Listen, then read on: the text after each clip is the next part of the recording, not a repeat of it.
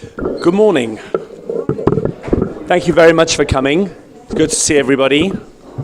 I think Rabbi Adler already announced that from Elul, I believe, I don't know exactly the date, I think it's probably beginning of Elul, things will be reconfigured at the OU, both in terms of the geography and dates as well. There's a lot of work going to be going on the road here, Be'ezrat Hashem, with the new rail coming in soon. So I will be moving to Wednesday, keeping at 10:15 on Wednesday, but I will be probably at Bet Knesset Anasi.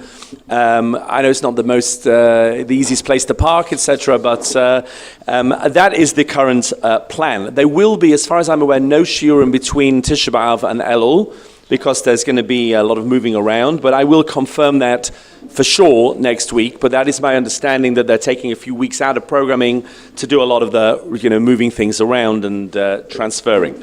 Okay, we are in a series, a bigger series about Minhagim and a mini series about Kaddish. We already had part 1. This is part 2, and next week, please God, there will be a part 3. Let me just start by first of all asking you to turn off your phones, please. So please do that now, and also thanking our sponsors for 2024, that all the shiurim for this academic year are sponsored Le'ilu Nishmos Barnabas Branded and Zelig Ben Kalman Aleim Shalom. So please turn off your phones, and I'll make a recap. Last week in part 1, we started talking about Kaddish in its broadest sense. We looked at its roots in terms of the wording of Kaddish in Tanakh, in Yechezkel, in Daniel, in Tehillim. We debated the origins of the prayer. Remember, the Aruch HaShulchan said he thought it went back to the early Second Temple when they were putting together all the other tefillot, whereas we saw the Orchos Chaim thought that it didn't date from then. It dated a little bit later. The Kaddish that we have, it dated from the beginning of the period, or around the end of the period of the Mishnah. Just before that, Rabbi Yosei, we saw Rabbi Yosei had a big input into formulating Kaddish, ideas of Kaddish. He was in the Gemara there in Brochas. We talked last time about the Chazal consistently stress the importance of Yehei Shemei Rabbah. We looked at many sources, and we saw there were basically 2 ways of understanding the phrase Yehei Shmei Rabbah Mevorach Li'olam Li'om Hayah. Where do you put the comma? Do you say Yehei Shmei Rabbah, comma? That's one tefillah. May God's name, Shmei, Shem, Yud, and a Hey, the short name, be made Rabbah, be made great. And we talked about Amalek, that Amalek is the one that's keeping the name of God from being properly fulfilled, but eventually it'll be not just Yud and a Hey, but Yud and a Hey and a Vav and a Hey, and Bayom Ahu Ayeh Hashem Echad U'Shmo Echad, there'll be a shleimutz to Hashem's name. That's one way of looking at it. It's Yehei Shmei Rabbah, comma, and Mevorach Li'olam Li'om Hayah. We saw Tosfot didn't like that, and Tosfot said, no, we think it's the commas after the word Mevorach. Yehei Shmei Rabbah Mevorach, may his great name be blessed, comma, Li'omei Olam Yamaya. We looked at that last week. And then we started to look at the mainstreaming of Kaddish from a tefillah that was said after a drasha. That's where it came from. It was on Agadah. People who'd said Agadah, if the Rav had said Agadah, and there were a lot of people gathered to learn Agadah. We talked a bit about that. There were always more people interested in learning Agadah than there were in learning HALACHA, and therefore you had a big crowd there. Time to do a Kiddush Hashem. It's a mitzvah d'oraita, l'kadesh Shem Shemaim. They would say, therefore, Yit Gadal v'Yit Kadash Shmei Rabbah, and everyone would answer after the learning. It was a drash-based tefillah, and we saw already the beginnings of Masechet Sofrim. You see a lot of our Minhagim. We've had Masechet Sofrim a few times. Masechet Sofrim from around the 7th century starts to mainstream Kaddish into the mainstream davening. We're using now Kaddish as a way of breaking up the davening into different segments. And maybe let's start with that today. Let's start with Masechet Sofrim. It's not a source we saw last week. It's a new one. Look at source number 1. Says Masechet Sofrim, again, slightly later than the rest of the Gemara. Ein omrim Kaddish u'baruch hu pachot me'asara.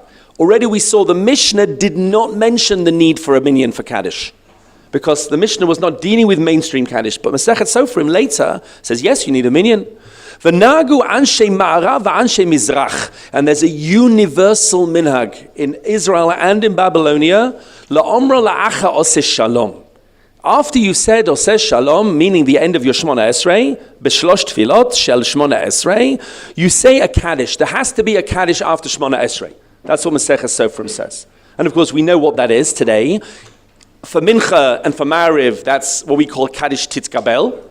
Please accept our prayers of Shemona Esrei. And in the morning, we do a Chetzi Kaddish straight after Shemona Esrei, after Tachanun, and then we do a Kaddish Titkabel a little bit later. Okay, fine. And Gezeira, why are we doing all these different Kaddishes? Mishuma Nichnasim V'hayotzim. And we're doing extra Kaddishes because people come late, people come early. Va'afilu acha kriyat Sefer Torah. And therefore we'll have more Kaddishes. We'll have a Kaddish after reading the Sefer Torah as well. Why? Because people maybe came late, they'll leave early, they'll miss the late Kaddish, or they came late, they missed an earlier Kaddish, etc., etc. So we're going to put quite a few Kaddishes into the daily prayers. How many? What is our go-to number? And this is a very interesting source in number 2. Sheva b'yom hilaltichach. I want to praise you 7 times a day, says Tehillim. Davar Acher says, the Midrash Tehillim, what does this mean? Keneged sheva pa'amim sheshliach tzibor oimer kaddish b'chol yom. There are 7 Kaddishim every day. And actually we see that there is something of a concern about doing too many Kaddishim. Too much, more is not more in this case, more is less. Because this is meant to be a special occasion, it's L'Kadesh Shem Shamayim B'far Hesia, and if we do it again and again and again and again and again, it just becomes like another schlepped out Kaddish. 7 a day. Now, what are the 7 a day? So, there's a little bit of a debate about that. Do you count the Kaddish after Aleinu or not? Because that's what we now say is Mourner's Kaddish. And we'll see that Mourner's Kaddish. We haven't even mentioned Mourner's Kaddish yet. The 7 Kaddishes a day, according to Ashkenazim at least, are as follows. Kaddish after Yishtabach, in the morning for Shacharit. Kaddish after Tachanun, okay? Kaddish Titkabel after the main Shacharis, okay? Maybe the Kaddish after Aleinu, okay? Maybe that's added in as well. But the Sfardim are less into that Kaddish because that became Kaddish Yatom. We'll see the Sfardim were less interested in Kaddish Yatom. Then for Mincha and Mariv, you have 2 Kaddishim in Mincha. Kaddish before Shemona Esrei, Kaddish after Shemona Esrei Tachanun.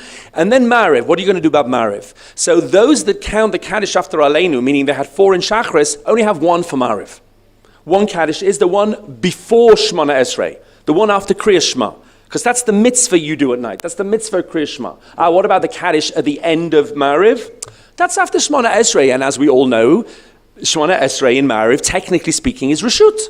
It wasn't one of the obligatory davenings of the day. There's a big debate in that. So according to the Ashkenazim, really, it's the 4 in Shachris and 2 in Mincha and 1 in Mariv. Okay, you could take out one of the ones in Shachris and add in the one at the end of Mariv, but you'll see a big difference sometimes with Ashkenazim and Sfardim. Ashkenazi shuls are very particular. There has to be a Kaddish after Aleinu in the morning.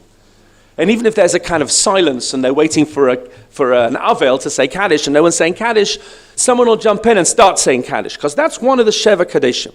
Whereas the Sfardim, if there's no Kaddish after Aleinu, like, Nishkefelich. I mean, they don't say Nishkefelich. They say the Sfardi equivalent of Nishkefelich. Okay? They're not as makpid about that Kaddish. Yes? Oh, we haven't got there yet. We're going to get there right now. Because what we now add to those 7 mandatory, I never know which way to say it, Kaddishim, okay, is probably 7 Kaddish Yatoms. It's interesting, that number 7. How many extra Kaddish Yatoms? Now that we say Mourner's Kaddish a lot, and we'll get to where it comes from, we say 7 a day. What are the 7 a day? So we do, the Ashkenazim again, they do 1 after Rabbi Yishmael in the morning, 1 before Baruch She'amar, okay, after the Tehillim. Then they do after Aleinu, after Shir Shal Yom, and after Ein Kelokeinu, at least in Israel, okay? Then they do 1 after Aleinu for Mincha, and 1 after Aleinu for Mariv. Hey presto, we've got 7 Kaddishim. And even if you're Sfardi, and you say, well, we don't do an extra one before Baruch She'amar, well, you know what? They do an extra one in Mariv. They do a Shir Amal or an extra one in Mincha. So somehow or other, we're always aiming for this 7. Now, it's not perfect, and you get minhagim that do more and minhagim that do less, but that's more or less the structure. Yes? I counted the one after Aleinu twice. I was hoping no one was going to pick that up. Okay, you're right. I have kind of counted the one after Aleinu twice. So maybe that works better if that's not one of the Sheva. What's the difference? So the Sheva Kaddishim that are part of the davening, they're actually halachas. You're not meant to be reading at the same time. You're meant to be listening. The other Kaddishes, like, I'm not sure that it's the same exact halachic structure. Anyway, let's move in. Let's jump in, because there's a lot more that we have to do. There are now 5 different kinds of Kaddish, and I'm not getting into all all of them, half Kaddish and full Kaddish and Kaddish D'Rabbanan and Mourner's Kaddish and the special Kaddish at the burial or the scene. We'll get onto that in a minute. And I brought you the Pri Megadim in number 3. You can read that at your own in your own time. He just basically says what I just said. He goes through the 7 Kaddishim and he goes through the different types of Kaddish. And then he talks about Chetzi Kaddish. He said, like, Chetzi Kaddish is funny. Like, why do we have this Chetzi Kaddish, which is missing some key parts of Kaddish? And he said, that's just like now a divider to divide up the service. Yes, sir. That's a good question. I'm not sure. Is Midrash Tehillim earlier or later than Masechet Sofrim? Homework. Midrash Tehillim is not an early Midrash. It's a later Midrash, as far as I'm aware. And also Masechet Sofrim is a later Masechta. So we'll have to do it. I'm sure there's an academic debate on this, and I'm sure there's a range, but we can do, I'm not sure. I mean, maybe they're around the same time, but we'll have to do a bit of research on that. The Mishnah Brura jumps in and says, don't forget about the original Kaddish. Let's not lose Kaddish in all the weeds here. The original main, quotes unquote, real Kaddish is the one that you say at the end of a drash, which is the one for the public Pirsum, the Pirsum of the Kiddush Hashem, number 4, says the Mishnah Brura, and then we'll move into Mourner's Kaddish. After you learn some Torah Sheba'al Peh, you can make a Kaddish D'Rabbanan. V'ayin Magen Avraham, and he quotes the Magen Avraham. Shemasik the Davke im Ama Achazeh al Kol Panim Mixas Davar Agadah. You have to say Agadah. It's always on Agadah. V'az yochel loyma HaKaddish D'Rabbanan. Ki Ika HaKaddish Zeh Nitkan al Davar Agadah. Never forget that. Ve'im Kain, and if that's the case, or Al Kain I should say, Minag Kol Yisrael Loma Acha Pirkei Avos, the minhag is whenever you learn kind of more straight Mishnayos, after you say Pirkei Avos, Acha Bamei Madlikin, and after you say Bamei Madlikin, which is Mishnayos we say on Friday nights, Hamama we say Rabbi Chananya ben Akasha Omer, what I've heard sometimes as the patron saint of Avelim. Yeah, Rabbi Chananya ben Akasha Omer. Yeah, because that's the Agadah. And on Friday night, what do we do? Which, by the way, is not a description of what Talmid Chacham are, but a requirement of what it takes to become a Talmid Chacham. You can't just be a Talmid Chacham. I heard this one's from Rabbi Sachs, I remember. You can't just be a Talmid Chacham because you learn a lot of Torah. You have to be someone who is Marbim Shalom La'olam. If you're not Marbim Shalom, if you don't bring peace to the world, so then you're a clever person, but you're not a Talmid Chacham. Okay, that's a different question. But you have to say the Agadah. So Lefizeh, Yesh Li Zak Shalom Di Mishnais. Therefore, when you say Mishnais, make sure you say the Rabbi Hanani, etc. Now, don't forget, you don't need to be an Avel in order to say that Kaddish. It's nothing to do with Avelim. That Kaddish is on Agadah. That's the real Kaddish. And therefore, many people, even if they're not Avelim, say that Kaddish. It's got really nothing to do with Avelis at all. Fine. Let's move into Mourner's Kaddish, because there's nothing more, if you like, symbolic of Jewish prayer to so many Jews out there as the Kaddish D'Rabbanan. Even in, I think, in one of the Rocky movies, Sylvester Stallone had to say Kaddish, in one of those. Like you have to get a Kaddish in somewhere in order for Hollywood. I'm not such a big Rocky fan, but you can look it up and see where that works. What has Kaddish got to do with mourners? And the answer is, well, apparently nothing. There's nothing about death in the Kaddish. Okay, in the special Kaddish, you said a funeral and a siyum, there's a reference to Tchiat HaMeitim, but the regular Kaddish has nothing about death. So start with the Mishnah in Midot. This is a fascinating entree to this. Number 5. Kol hanichnasim lahar habayit.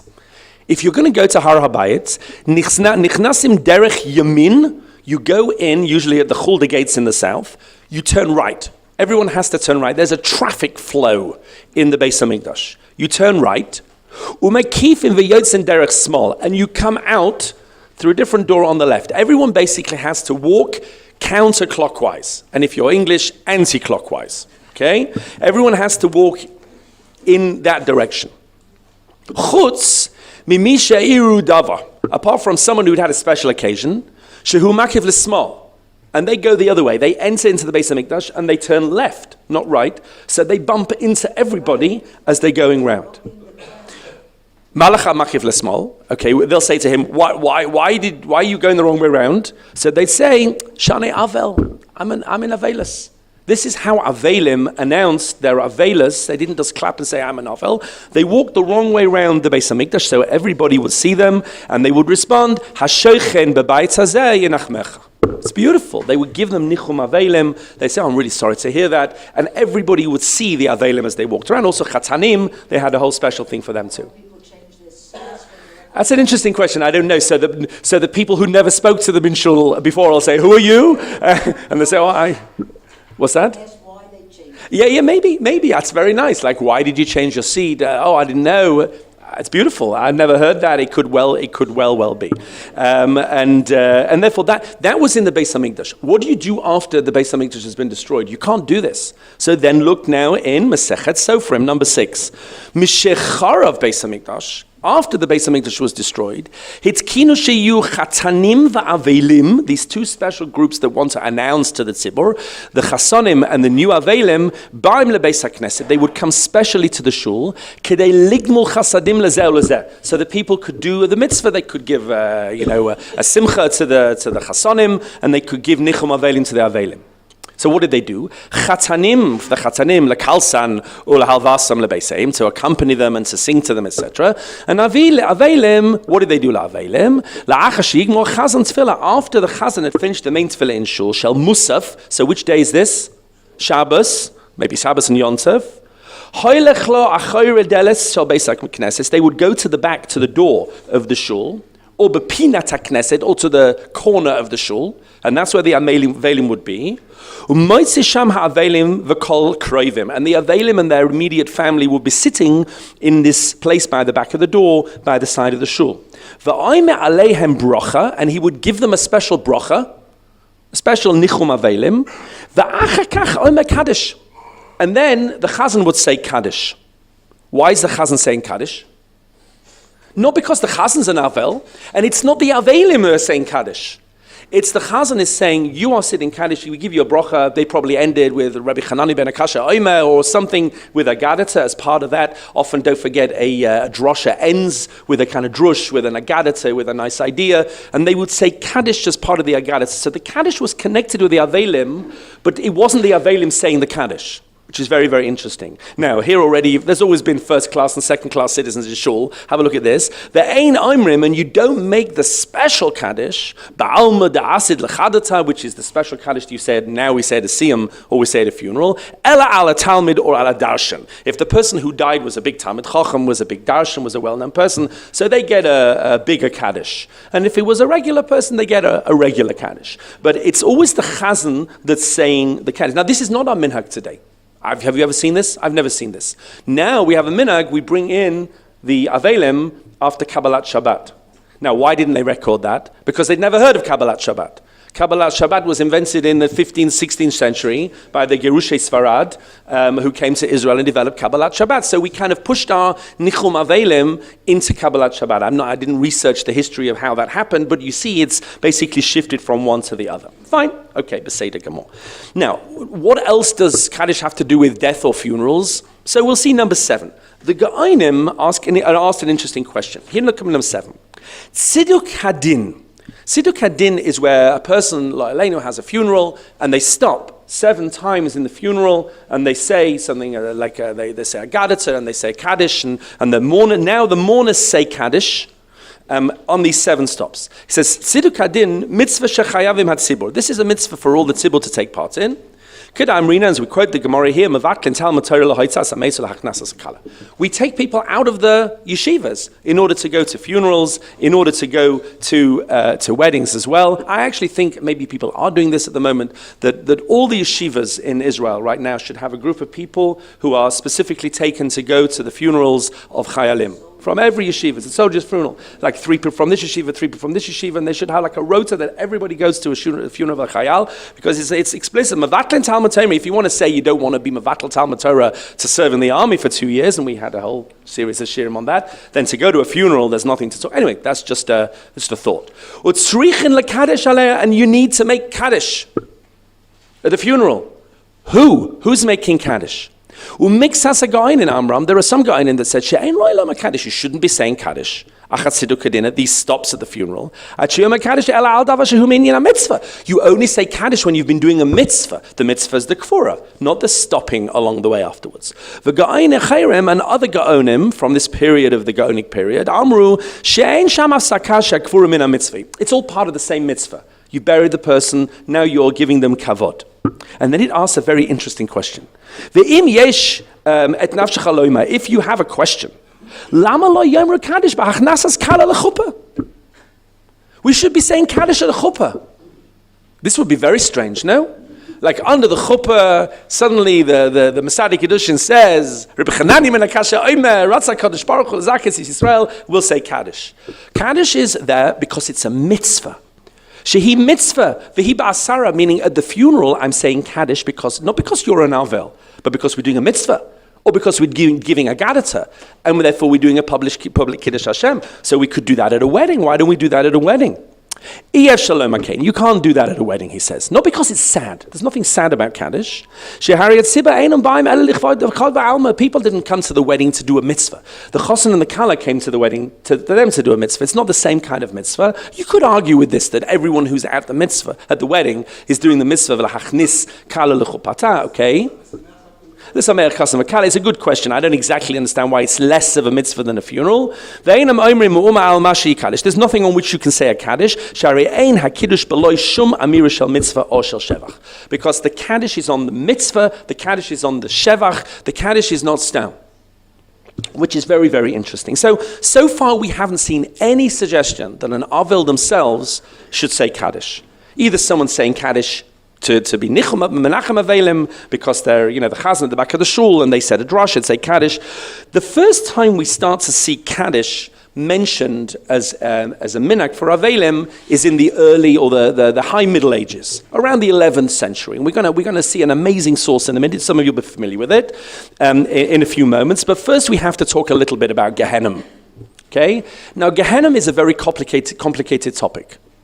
And there are lots of different ways that you can work out who goes where and when and how long, etc., etc. And there's a whole daf Gemara, which I will bring you a little bit of from Rosh Hashanah, which just try to make like shalom of all the different types of people. And actually the Art Scroll commentary there has a pretty good summary and tries to work it all out. But let's just look at the source here in number 8. This is from a Tosefta in Sanhedrin. And it's trying to work out which are the people that get the worst time in Gehenna and which get a less terrible time. So we're already past the best people here. The best people don't even go to Gehenna at all. They go straight to Gan Eden. Other people go to Gehenna and they just have a quick stop and they get cleaned out and then they go off to Gan Eden. But these are already onto the people who are really having a hard time. Number 8. Paishe Yisrael begufan. Certain sinners of the Jewish people who sin with their body, and this is not just any sin with the body, the Gemara goes to talk about it's very severe sins that people do with their body, maybe sexual immorality of different kinds, and people in the non-Jewish world who also sin with their body. It's not just a Jewish affair, Gehenna. It's a pluralistic environment. Yordin le Gehenna. They go down to Gehenna. 12 months in Gehenna. And after 12 months, I'm afraid they don't go anywhere good. Nafshosan kala, their souls are destroyed. V'gufon nisraf, and their bodies are burnt up.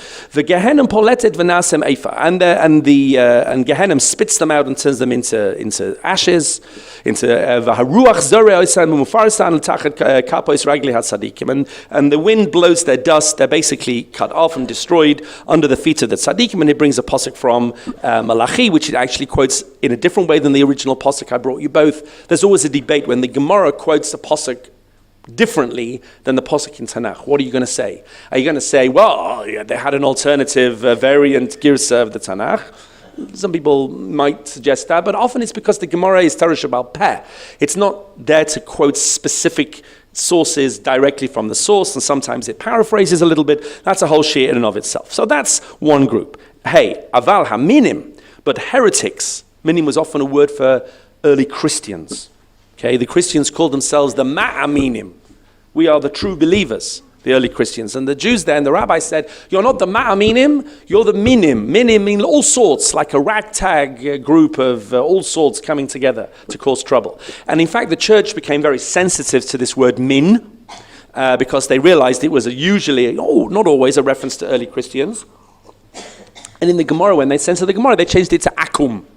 Ayin chaf vav chupchik mem, which is short for Ovdei Kochavim Umazalot. As if to say, you're not talking about us, you're talking about pagans. And of course, sometimes they did intelligent, find and replace programs on the Gemara, and sometimes they just got bored and said, oh, just replace all. And I don't know about you, but when I just click replace all, I always regret it, because it always changes things that I didn't want to change, and now I have to undo all the mess. And you see that also in the censors. There are places we found church censor documents where we find the Arba Minim on Sukkos has been crossed out. The minim has been crossed out and replaced with Akum, which of course is just the effects of replace all. Okay. Aval Haminim, Hamushumadim, those who leave Judaism and convert willingly, let's say, to Christianity. The Hamosoros, and those who hand over the money and the lives of Jews to the non-Jewish authorities. The Apikarsim, all these have definitions, specific types of heretics. The Shekafru B'Torah, those people who deny the authenticity of the divine origins of Torah. Again, all very complicated to be defined, not now. Sheparshim Midarchi Etziba, people who depart from the community, meaning they want to keep mitzvahs, but they don't want to be part of the Jewish people. I go off on my own. I live in Utah, and I'll just do my own thing. I'm not saying it's awesome to live in Utah. I'm just saying that there are certain people who just depart from the community. People who deny tzchias hamesim. People who sinned and made the rabbim sin, kagun yiravam, the achav, these terrible people. And now a type, which is an interesting type. Shenatnu chititem be'eretz chaim. People who have placed there, who have oppressed or scared the people in the Eretz Chaim. This is from Pasuk. This I think is in Yeshayahu. Who are those people? We'll see in a minute. Ushipashtu yedehim bezvul, and those who put their hand out on the zvul. What's the zvul? The zvul is a word for the Beis Hamikdash. Therefore, those who contributed to destroying the Beis Hamikdash, i.e. sinas chinam. If you wanted a link with the times right now in the calendar, all these terrible, terrible sinners and people who contribute to the destruction of the Beis Hamikdash and sinas chinam. Now you see what a terrible problem sinas chinam is. Okay, Gehenna locks them in. They're never going to get out. They're forever and ever and ever and ever judged in Gehenna. They don't even get turned into ashes and spat out. They are constantly judged, and it brings along pasuk for this. And then it says at the end, Sha'ol Bala, Gehenna will end, V'hein Einam Balem, and they won't yet be ended. Meaning Gehenna will expire before they expire. Their judgment is forever. Okay, now. Let's see what we're going to do with this. Go to number 9. The Gemara, when the Gemara brings this, it adds a few details, and these are going to be important for the story we're going to see in a minute. Number 9. Amar Rabbi Yitzchak bar Avin.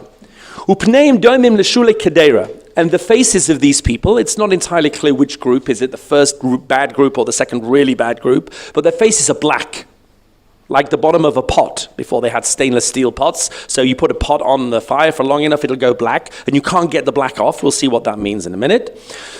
And then the Gemara asks, what are these people who put fear into the community? Amar of Chisda ze parnas. This is a tax collector. Hamatel eime yisera ala tzibur, that frightens the people too much. Shaloi l'shem shamayim, in a way that they don't need to. They lord it over the community. They abuse the community. A Jewish tax collector who is collecting taxes, but they are full of their own importance. Amar Rabbi Yehuda Amar Rav, Kol parnas hamatel eime yisera ala tzibur shaloi l'shem shamayim. Any tax collector who creates this fear in the community when there's no need for them to do it, they're not doing it l'shem shamayim. Einon roi ben talmid chacham. They'll never have a son who's a talmid chacham. Now remember all these little details. They're all going to be very, very important. Okay, what's that? Well, it's not a sin. Sin doesn't exist. The son doesn't exist. Well, because he doesn't have a Talmid Ben who's a Talmid Chacham. It's not that you're saying that the Ben is stopped from being a Talmid Chacham. Okay, so we'll get there. Good question. We'll see if there's any way to kind of get around this.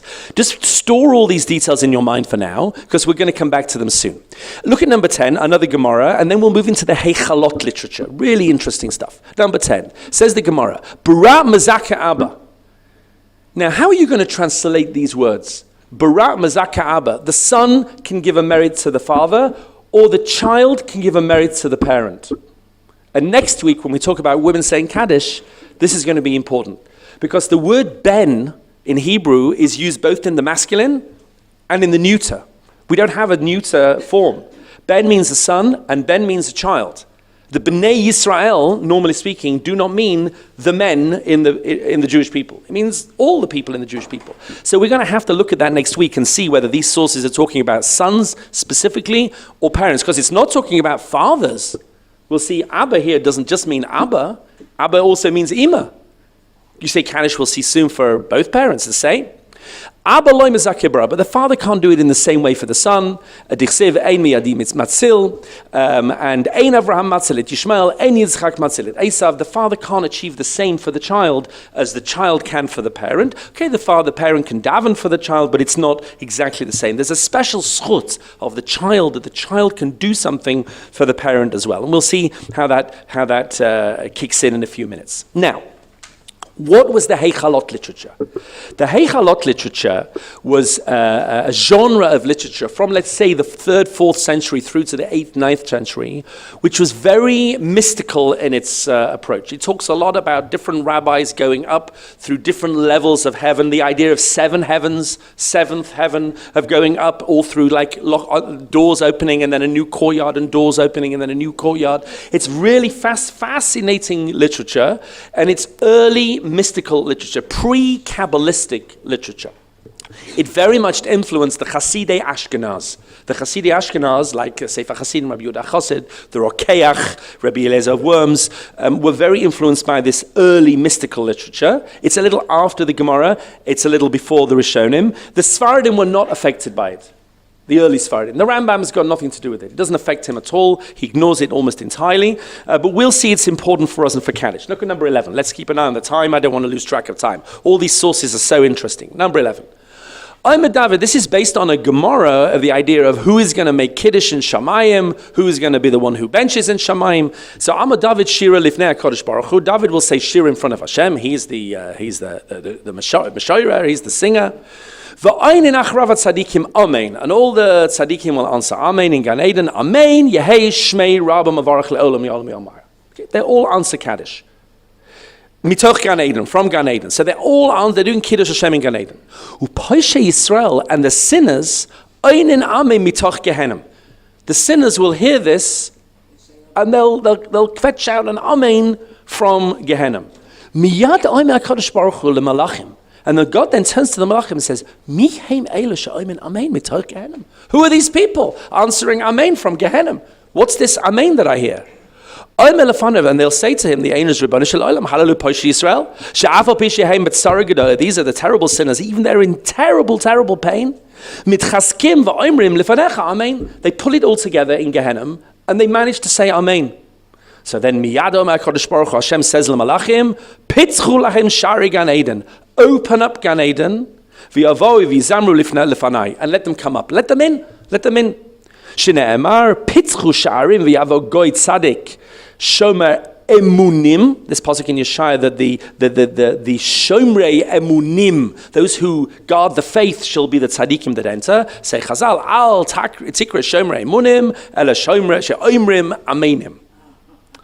Yehei Shmei Rabbah has got the Poshei Yisrael, the sinners, out of Gehenna back into Gan Eden. But who's Yehei Shmei Rabbah? The tzaddikim in Gan Eden, not anyone saying Kaddish here on earth.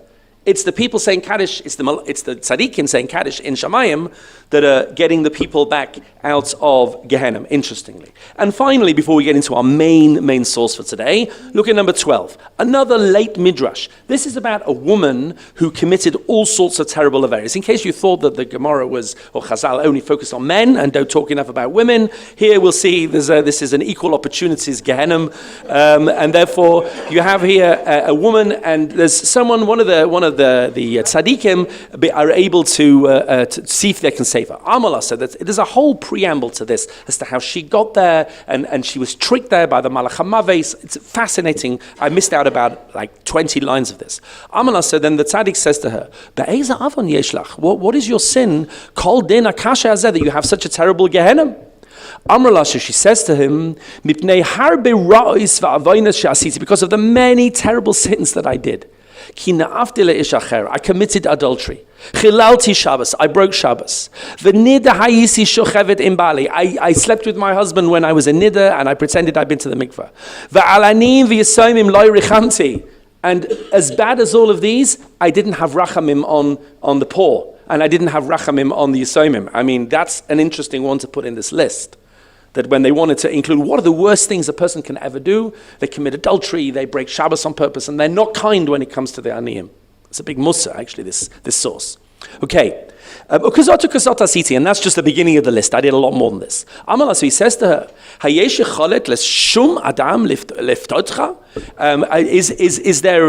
there any way to get you out? Min hadin hazeh? Can we get you out of here?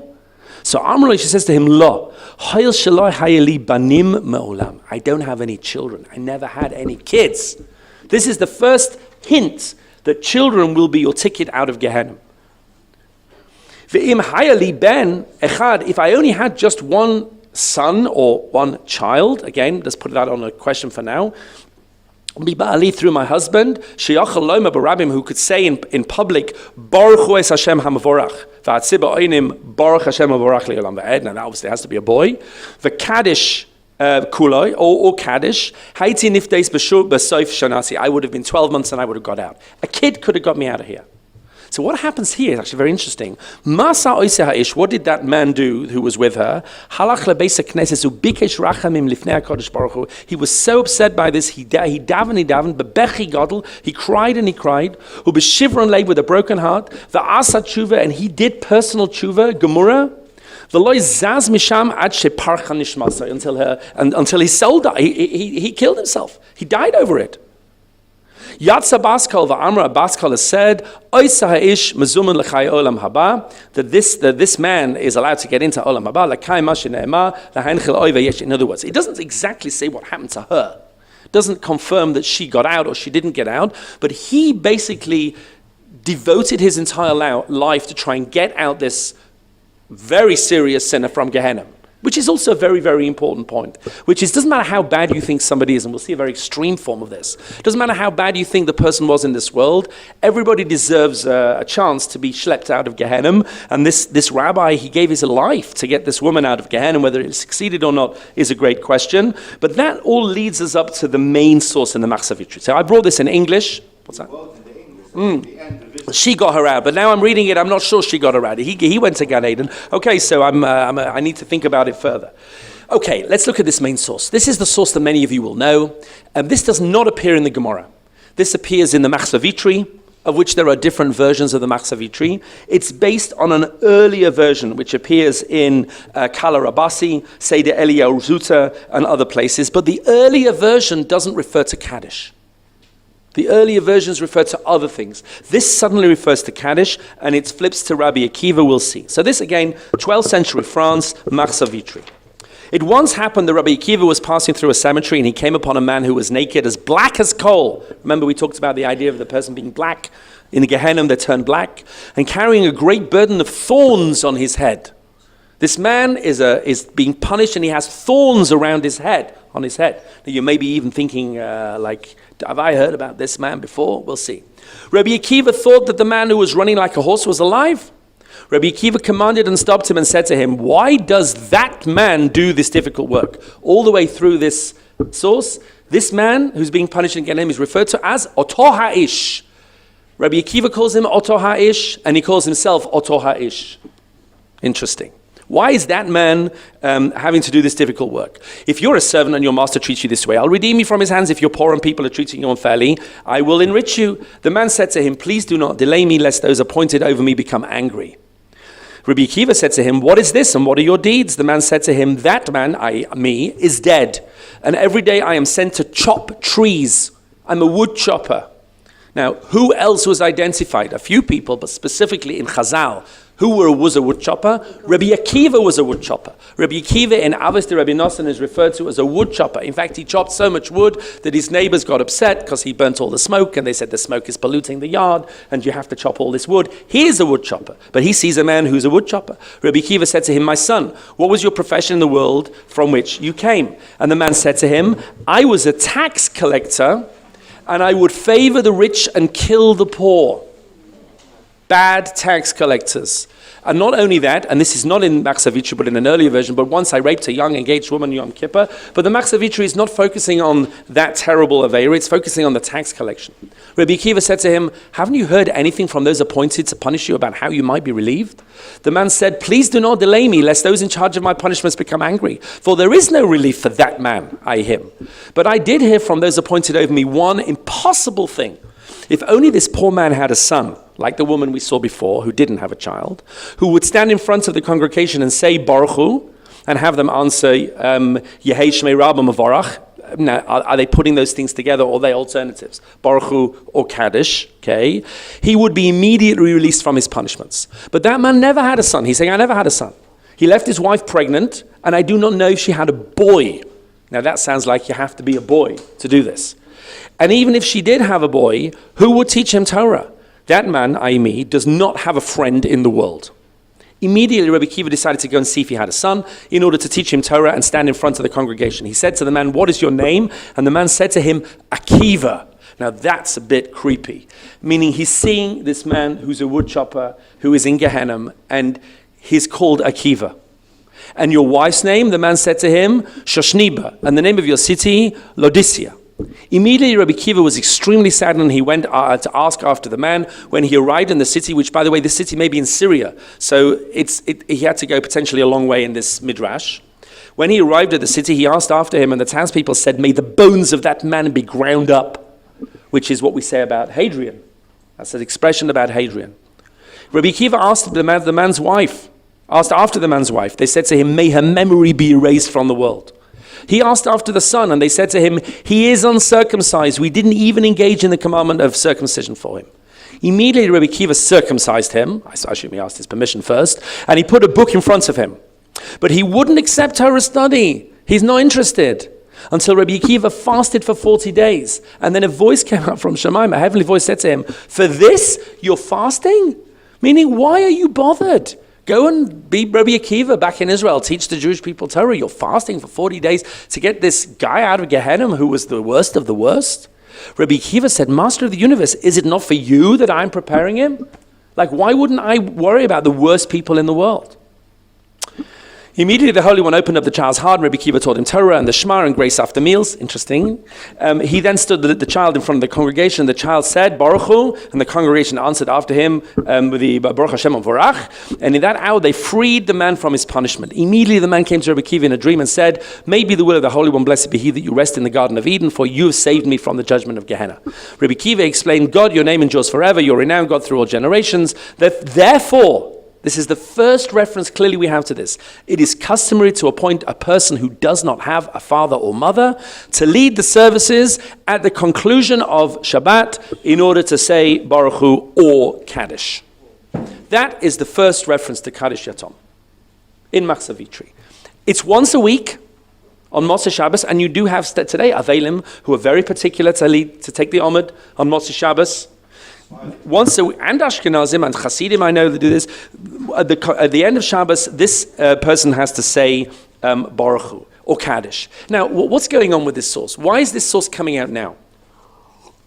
So some of the academics turn around and say, well, maybe it's because of the Crusades, that all these people are now suffering the martyrdom of the people around them, and they need to try and feel something that they can do to help the neshamas of those people. So I brought you a reference to an article by a very interesting fellow, Professor David Shaivetz. He was in the Gush. He learned in the Gush. I don't know him personally.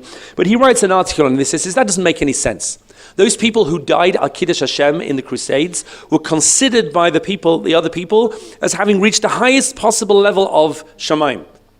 These were not the people who were stuck in Gehenna, having to be schlepped out, having done the worst things. So it doesn't make any sense that it's them. He wants to suggest, obviously there's a reference in here to Christianity, that Oisa Ha'ish, this man who's suffering terribly in Gehenna, and don't forget there are all sorts of parts of the Gemara that were censored out about Jesus. The Gemara does talk about Jesus and the punishment of Jesus in Gehenna, etc., etc. And he wants to suggest it's a reference to him, the thorns and the osaish, which actually itself would be remarkable because it's saying that even the worst of the worst, there's a way of getting them out of Gehenna. I don't know whether I agree with that or whether that's correct or not, but there's a lot of interesting things going on here. It could also be Rabbi Akiva is seeing, I heard a share from Joe Wolfson, Rabbi Joe Wolfson, that he's seeing a reflection of himself. Meaning, don't forget Rabbi Akiva was a Baal Tshuva. He says about himself, when I was a young man, when I saw a Talmid Chacham, I wanted to bite them. I hated, from people so much. And not just bite them like a dog, which leaves a tooth mark, but bite them like a donkey that breaks your whole arm. I hated from people so much. I said, maybe Rabbi Akiva's looking at what he could have been. This is the alter ego of the Rabbi Akiva that could have turned out if he hadn't have done the tshuva because of his wife, etc., etc., etc. But this is the first source, and therefore we see other sources. Look at number 14, from the same school as Machzavitri, from Sidur Rashi. HaChazan Omer V'hu Rachum. This is talking about Motzei Shabbos. The Chazan says V'hu Rachum Baruch Hu Tfilat Aret Keseder Kol Hashana.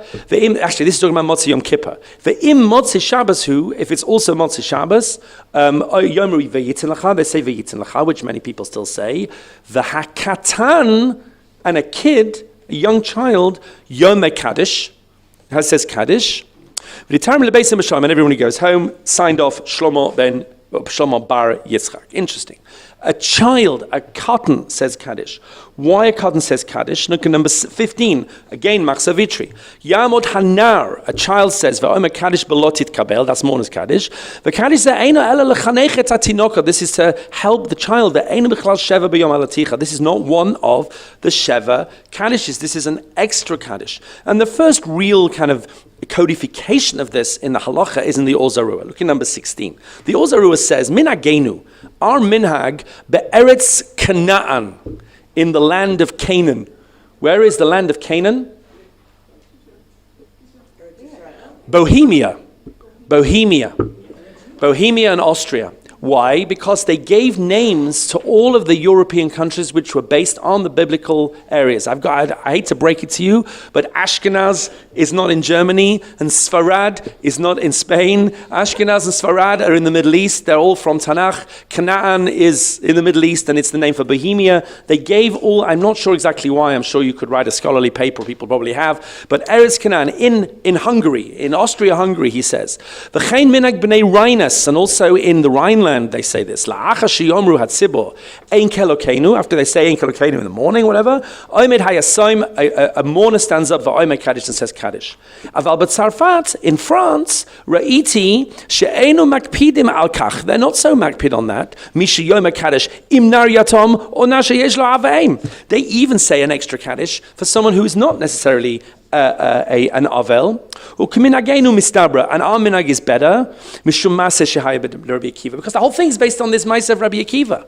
If not for the ma'aseh of Rabbi Akiva, then we wouldn't have this Mourner's Kaddish. It's dafka for a child who can't daven from the Omid, who can't say Baruch Hu, who can't say the other Kaddeshim. It's for a child who has lost a parent. Now, this is an Ashkenazi reality.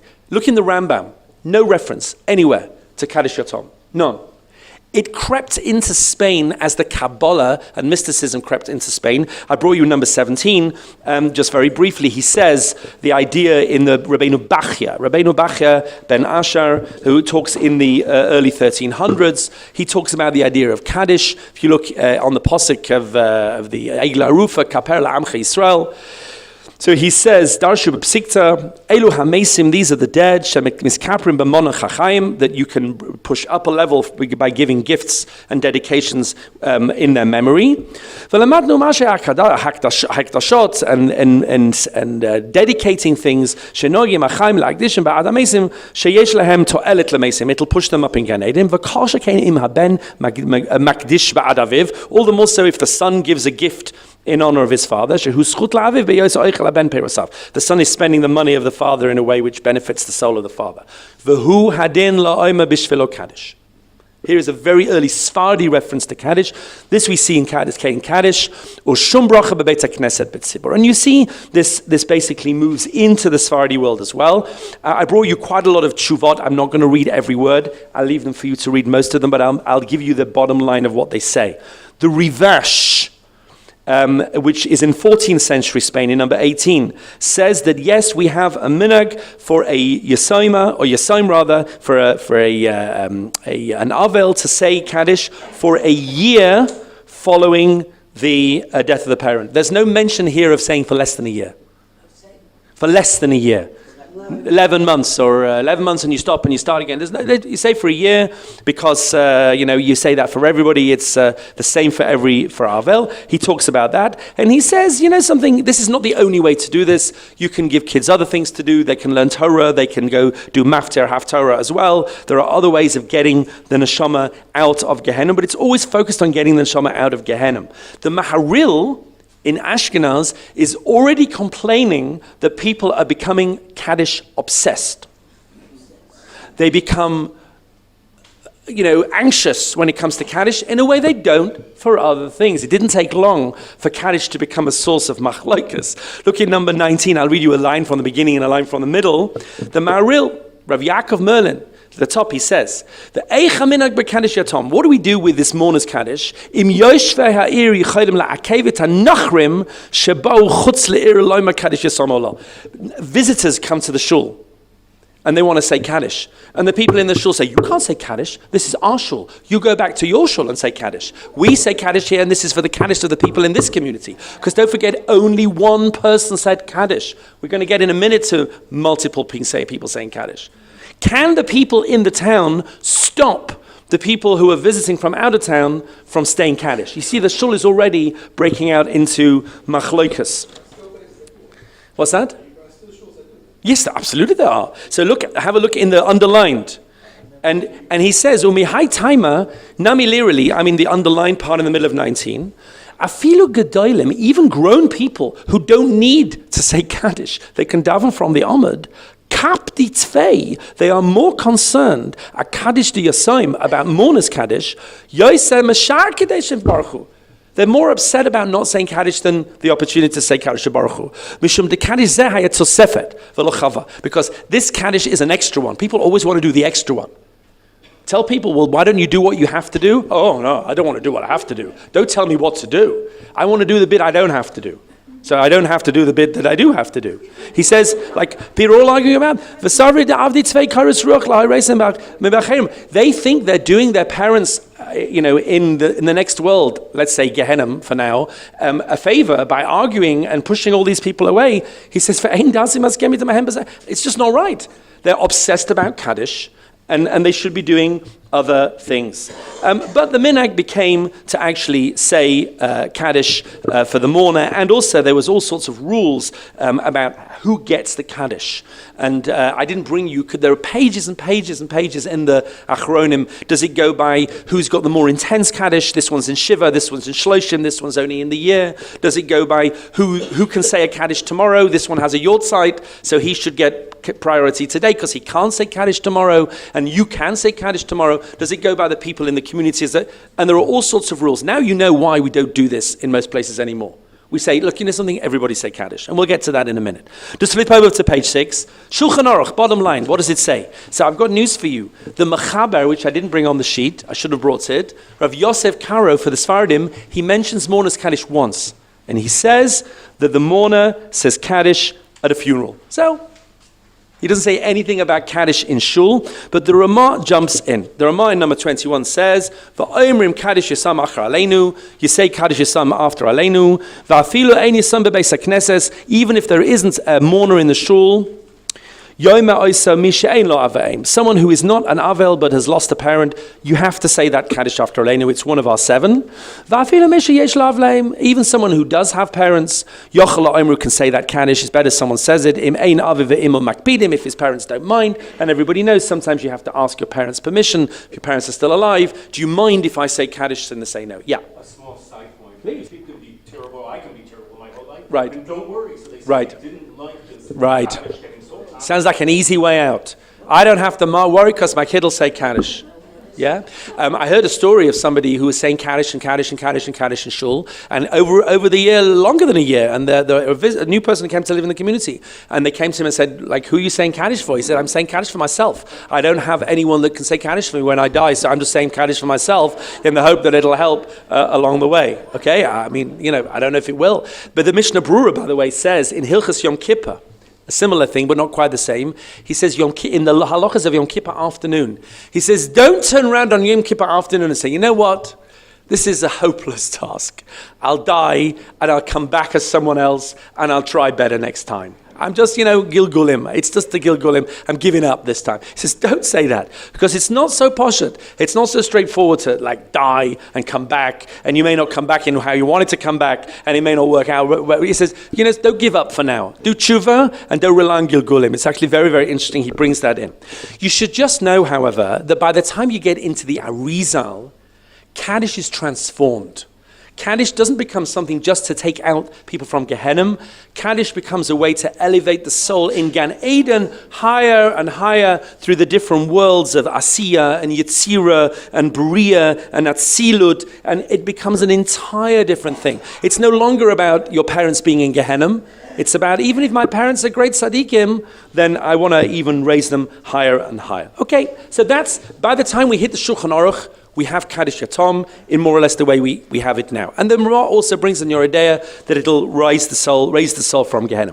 Where does this idea come of everybody saying Kaddish? I just want to finish with this point, and I brought you a lot of tshuvas. We're not going to have time for everybody to read them all, but I brought you a few ideas. There's no question that the original minhag was that one person said Kaddish. Kishem Hashem Ekra, when I cry out, Havu Godel Elokeinu, you plural respond. That's the source for Kaddish. One person says it. Having said that, the machloikas that caused led people already by the 17, 1800s to say, something, everybody say Kaddish. And the Chai Adam just says, something, two people can say Kaddish together. It's not a problem. The Aruch HaShulchan brings late 1800s. Our minhag now is lots of people say Kaddish together. And I brought you two very interesting tshuvas from from the Tshuvas Van Hagas of Rav Moshe Sternbuch. And I'll just summarize basically what they say. And at the end, I brought you a tshuva I mentioned at the end by Rav Aviner.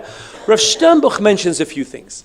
He says, the Ashkenazim like to say Kaddish in a big group now. But he says the Sfardim always said Kaddish in a group. The Sfardim were always into praying together. He says, and actually he quotes the Binyan Sion, Rav Yaakov Ettlinger, who says, and you know something? It's kind of in their genes. When Sfardim daven together, it's a very funny observation, they daven together b'shalom, and they all seem to do the same thing at the same time. I go to a Sephardi shul, and I'm always amazed that some guy knows exactly when to start saying, I'm always really nervous. They're going to point at me or something, and I'm not going to know what I'm doing, and I'm just going to say, like, Ani Ashkenazi, slicha, put my hands, surrender, even though I look pretty Sephardi, but somehow they all know exactly what they're doing, and they say it all together. So Rav Ettlinger says, that's with Sephardim, but Ashkenazim, you can read in the Tshuva, he says, when you get more than one person saying it, they're all competing with each other. This one has to finish faster, this one has to say it louder, and he says, and it becomes a joke. It becomes a chuchach tzlula. It becomes a total disgrace. Everybody's saying there's the fast guy and the slow guy and the loud guy and the quiet guy, and therefore people, Ashkenazim, just don't quite have what it takes to say it together. So the Chazon Ish was very unhappy about people saying Kaddish in a group. He said you should really only have one person saying Kaddish. He said it's like having two shlichei tzibur, both competing, saying different things, who you're listening to, and you can't trei kaliloi mishtama, you can't really hear two voices at the same time. People have to answer Kaddish. In fact, in Bnei Brak, one of the minhagim is that they split into smaller minyanim, Rav Moshe Sternbuch brings this down, so that you can have one person saying Kaddish in each minyan. Because they're not going to be able to say it all together, but each one wants to say it. So yes, so he brings the Chasam Sofer, and he says, but that's the problem, because the Chasam Sofer says, the bigger the group, the bigger the Kiddush Hashem. What are we trying to do here? We're trying to do Kiddush Hashem. We're not trying to get you to get your parents out of Gehenna. That was very nice. It's very important. But the real thing we're doing here is Kiddush Hashem. So breaking up into smaller minyanim, Rav Sternberg says, I'm not sure exactly what it achieves, but he brings it down. Rav Yaakov Emden said, I think it's a good idea for the Ashkenazim to work out what it takes to daven together. And Rav Moshe Sternberg says that when in his shul, he brings everybody together to the bima, and they all say it milah, word by word together, and he gets rid of all of the competition. I just want to mention at the very end, you can read it in English, a tshuva of Rav Shlomo Aviner. Rav Aviner says, he was asked to look at the question. It's a very interesting question, and I'll just give you like a one-line answer. Question: I was commemorating, someone asked him, a yortzeit and leading the services as Shliach Tzibur. And when the time came to say Mourner's Kaddish, I heard a guest start to say Kaddish in a loud voice. What should I have done? Attempt to say Kaddish even louder than the guest, in the hope that my voice would be heard, like this is my Kaddish? Or should I have remained silent and allowed the guest to recite Kaddish by himself? And Rav Aviner, you can read the answer, says to him, you certainly should not be trying to compete with the guy saying Kaddish. You should either just keep quiet, because you're the Shliach Tzibur. You've had another 10 Kaddishes. You don't need this Kaddish. They haven't had one. Or he says, this is what you can do. You can say very quietly under your breath. And if you want to say Kaddish and not cause a ruckus, you can say Kaddish quietly to yourself. I mentioned last week, Rosh Shlomo Zalman Auerbach used to do this for people that he wasn't actually obligated to say Kaddish for. And the Amen goes on those Kaddishes as well. That's absolutely fine. But he says, don't compete. Whatever you do, don't compete. Just keep quiet or say it under your breath, etc. And hopefully, we'll find a way to be able to do this in a way which really is a Kiddush Hashem. Next week, I realized I need to commit an entire shir to women and Kaddish, because it goes to the issue of obligations in communal prayer. It goes to all sorts of hashkafic issues. So we're going to really get our teeth into that next week, Be'ezrat Hashem. And then we'll have one shir before Tisha B'Av, looking at something more Tisha B'Av oriented. Be'ezrat Hashem.